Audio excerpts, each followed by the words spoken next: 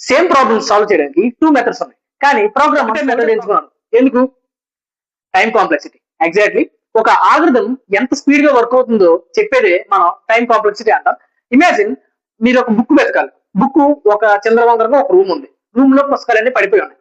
అక్కడ బుక్ వెతకడం వేగ దొరుకుతుందా, లేక లైబ్రరీలో ఒక ఆర్గనైజ్డ్ వేలో బుక్స్ అన్ని అలాట్ చేశారు, అక్కడ బుక్ వెతికితే బేగ్ దొరుకుతుందా? లైబ్రరీ కదా బేగ్ దొరుకుతుంది. ఎగ్జాక్ట్లీ టైం కాంప్లెక్సిటీ ఇలాగే వర్క్ అవుతుంది. ఇక్కడ టైం కాంప్లెక్సిటీ ఏంటి? సర్చింగ్ బేగ్ అవుతుంది. అంటే ఒక మెసీ రూమ్ లో కంటే ఒక ఆర్గనైజ్డ్ లైబ్రరీలో మనకి బుక్ ఫాస్ట్ గా దొరుకుతుంది. ఎగ్జాక్ట్లీ ప్రోగ్రామర్స్ కూడా అంటే ఎంత కోడ్ ఎంత బాగుందని కాదు, కోడ్ ఎంత ఫాస్ట్ గా వర్క్ అవుతుందో అదే మనకు కావాలి. సో దట్స్ వై మనం టైం కాంప్లెక్సిటీ అనే ఫ్యాక్టర్ ని చూస్తాం. ఈ డిఎస్ఏ లో ఇది ఒక ఇంపార్టెంట్ ఫ్యాక్టర్ అనమాట. ఐ హోప్ మీకు అర్థమైంది అనుకుంటున్నాను. మీకు ఏమైనా డౌట్ ఉంటే కామెంట్ చేయండి. ఇంటర్వ్యూస్ లో order of 1, order of n, n log n అనే పదాలు వింటూ ఉంటాం. బిగ్ ఓ అంటే ఏంటి అసలు? Exact big O notation.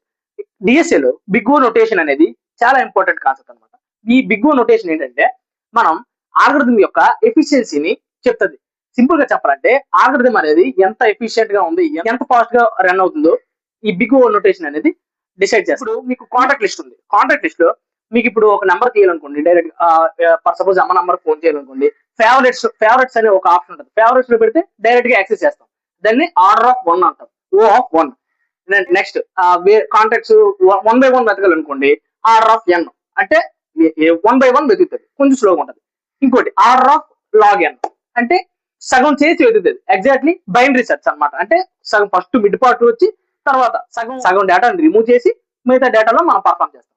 Exactly ఇలానే ఈ బిగ్ ఓ నొటేషన్ అనేది వర్క్ అవుతుంది అనమాట. ఐ హోప్ మీకు అర్థమైంది అనుకుంటున్నాను. రేపు డిఎస్ఏ అందరూ స్టార్ట్ చేస్తారు, కానీ మధ్యలో ఎందుకు వదిలేస్తారు? ఎగ్జాక్ట్లీ ఈ రోజు మనం డిఎస్ఏ కామన్ మిస్టేక్స్ చూద్దాం. చూడండి, ఈ కామన్ మిస్టేక్స్ వల్ల చాలా మందికి డిఎస్ఏ కష్టంగా అనిపిస్తుంది. చూడండి, ఫస్ట్ మిస్టేక్ అనమాట, మెమరైజింగ్ కోడ్ వితౌట్ లాజిక్. మీకు ఎప్పటి నుంచి చెప్తున్నాను, కోడ్ ని మెమరైజ్ చేసే బదులు లాజిక్ ని మనం కరెక్ట్ గా ప్రాపర్ గా బిల్డ్ అవ్వాలి. లాజిక్ బిల్డ్ అయితే ఈ కోడ్ మనం ఎన్నిసార్లు రాయొచ్చు, కానీ కోడ్ ని మనం గుర్తుపెట్టుకోవడం అనుకోండి, అది ఎప్పటికీ ఉపయోగపడదు. Second mistake, not practising, only watching videos. అంటే చాలా మంది ఆన్లైన్ లో ట్యూటోరియల్స్ ఉంటాయి. ఇప్పుడు నాదని చెప్తున్నాను, మీరు ట్యూటోరియల్ చూస్తారు కానీ ప్రాక్టీస్ చేయాలి. ప్రాక్టీస్ చేయకపోతే ఏది రాదు. Third mistake, giving up too early on not solving one problem. Suppose one problem చూస్తారు, ఆ ప్రాబ్లం కష్టంగా ఉంది, మరి మనకు వదిలేస్తారు. అలాంటివి చేయకూడదు. Next, skipping basics. ఎప్పుడైనా సరే ఏదైనా సరే పునాది అనేది గట్టిగా ఉండాలంటారు పెద్దలు. ఎగ్జాక్ట్లీ బేసిక్స్ అనేవి ప్రాపర్ గా నేర్చుకోవాలి.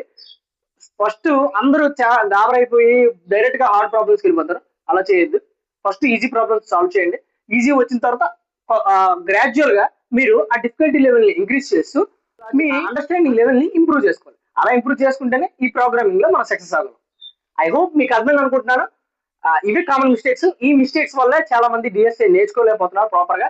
I'm not a professional, I'm also student and still learning these things. Hi guys, welcome. Videos రావడానికి కొంచెం లేట్ అవుతుంది, ఏమనుకోకండి. కొంచెం mobile problem issue. And yes, another series మనం కంప్లీట్ చేసాం సక్సెస్ఫుల్గా.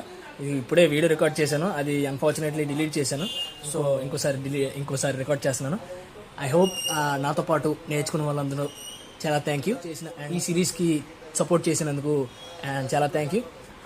And one more, I'm consistent and I will be consistent no matter what. రేపు కొత్త సిరీస్తో మళ్ళీ కలుద్దాం. Hit that follow, stay tune. Manjunath.